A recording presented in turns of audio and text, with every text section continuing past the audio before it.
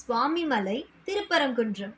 இந்த 6 படையிலயும் முருகப்பெருமான் சிறப்பா காட்சி அளிச்சிட்டு இருக்காரு. முருகப்பெருமானுடைய வரலாற்ற புராணங்கள்ல மிக சுவாரஸ்யமா கொடுத்திருக்காங்க. அத நான் உங்களுக்கு சொல்லட்டுமா?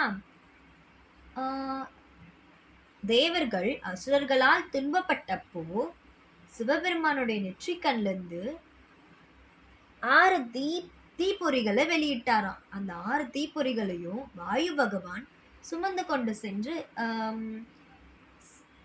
சரவண பொய்கை அப்படின்ற நதியில அத விட்டுட்டாராம். அதுல தாமரை பூக்கள் மேல 6 குழந்தைகளா அந்த தீப்பொறிகள் மாறியது. கார்த்திகை பெண்களால முருகப்பெருமான் 6 குழந்தைகளா வளர்க்கப்பட்டாரு. ஒரு வாட்டி பார்வதி தேவி அந்த 6 குழந்தைகளையும் அன்போடு ஒன்னா அணைச்சதுனால 6 முகங்கள் கொண்ட ஆறுமுகனா அவருடைய தோற்றத்தை பெற்றாரு. நம்ம முருகப்பெருமானுக்கு நிறைய பெயர் இருக்கு. அதுக்கான காரணங்களும் ரொம்ப சுவாரஸ்யமா இருக்கும்.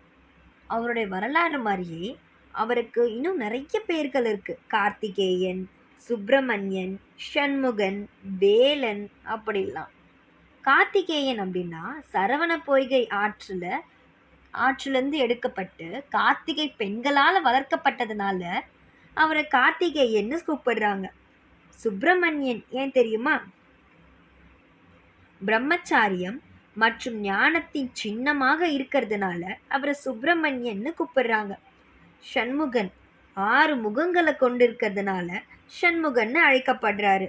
வேலன் அசுரர்களை அழிக்க சக்தி கொடுத்த வேலை கொண்டதால் அவரை வேலன் என்று அழைக்கிறாங்க.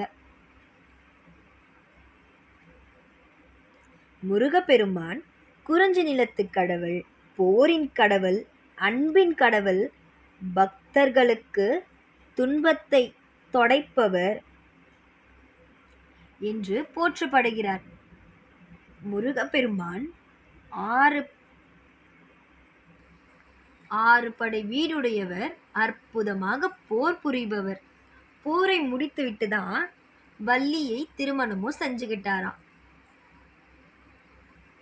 முருகப்பெருமானை பத்தி பேசணும்னா எவ்வளோ வேணாலும் பேசிக்கினே போகலாம். அதனால நான் அடுத்த வீடியோல மறுபடியும் கண்டினியூ பண்றேன்.